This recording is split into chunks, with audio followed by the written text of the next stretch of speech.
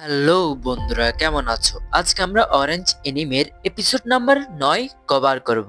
এর আগের 8টা এপিসোড যারা দেখেনি, লিংক ডিসক্রিপশন বক্সে দেয়া আছে। তাহলে শুরু করা যাক। পর্বের শুরুতে এই এনিমেতে একটি বড় সত্য উন্মোচিত হয়। নাহো এবং সুয়া আগে থেকেই জানতো যে তারা ভবিষ্যৎ থেকে চিঠি পেয়েছে, কিন্তু এই পর্বে জানা যায় যে তাদের গ্রুপের বাকি 3 বন্ধু অর্থাৎ আজুসা, তাকাকো এবং হাগিতাও 10 বছর পরের ভবিষ্যৎ থেকে নিজেদের লেখা চিঠি পেয়েছিল। ভবিষ্যতে কাকেরুর আত্মহত্যার পর তারা সবাই তীব্র অপরাধ বোধে ভুগেছিল। অতীতে তারা কাকেরুর মনের কষ্ট বুঝতে পারেনি, কিন্তু এবার সবাই মিলে সিদ্ধান্ত নেয় যে তারা একসঙ্গে কাকেরুর পাশে দাঁড়াবে এবং তার জীবন বাঁচাবে।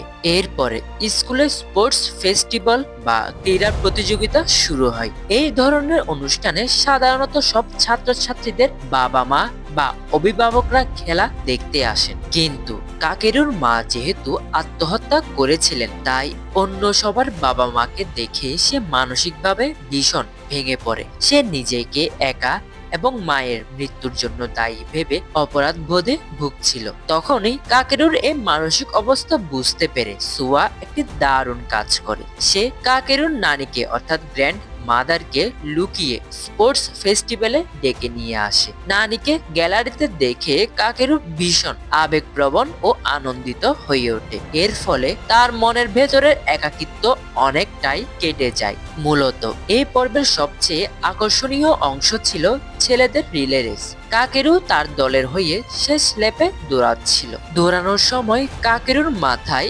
আবারও তার মায়ের মৃত্যুর স্মৃতি ভেসে উঠছিল, যার কারণে সে গতি হারিয়ে ফেলছিল। ঠিক তখনই নাহো, সুয়া, আজুসা, তাকাকো এবং হাগিতা গ্যালারি থেকে একসঙ্গে গলা ফাটিয়ে কাকেরুর নাম ধরে চিৎকার করতে শুরু করে। বন্ধুদের এই নিঃস্বার্থ চিৎকার শুনে কাকেরু বুঝতে পারে যে এই পৃথিবীতে সে আর একা নয়। তার পাশে এমন কিছু মানুষ আছে যারা তাকে মন থেকে ভালোবাসে। এই অনুভূতি কাকেরুকে মানসিকভাবে নতুন শক্তি দেয় এবং সে রেসটি সফলভাবে শেষ করে। ভবিষ্যতের মূল টাইমলাইনে অর্থাৎ যেখান থেকে চিঠি এসেছিল, কাকেরুর মৃত্যুর পর নাহো এবং সুয়ার বিয়ে হয়েছিল এবং তাদের একটি সন্তানও ছিল, কিন্তু বর্তমান টাইমলাইনে সুয়া নিজের ভালোবাসাকে সম্পূর্ণ বিসর্জন দিয়ে দেয়। সুয়া অনবরত নাহো এবং কাকেরুকে কাছাকাছি আনার চেষ্টা করে যাচ্ছে, যাতে কাকেরু একা ফিল না করে।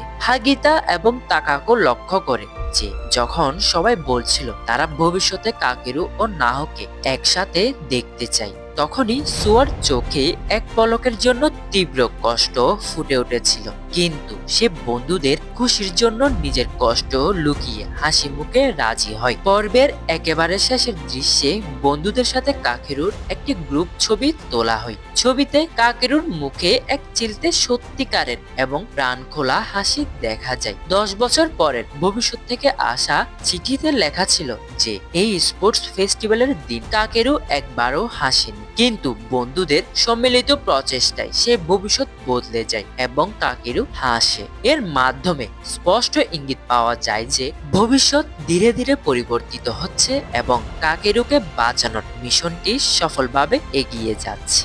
আর এখানেই এই এপিসোডটির সমাপ্তি ঘটে। বন্ধুরা, এই এপিসোডটি কেমন লেগেছে অবশ্যই কমেন্ট করে জানাবে। আর যদি ভিডিওটি ভালো লেগে থাকে অবশ্যই একটি লাইক করবে। ততদিন এই চ্যানেলটিকে সাবস্ক্রাইব করে এই চ্যানেলটির সাথে থাকতে হবে। আপাততের জন্য গুড বাই।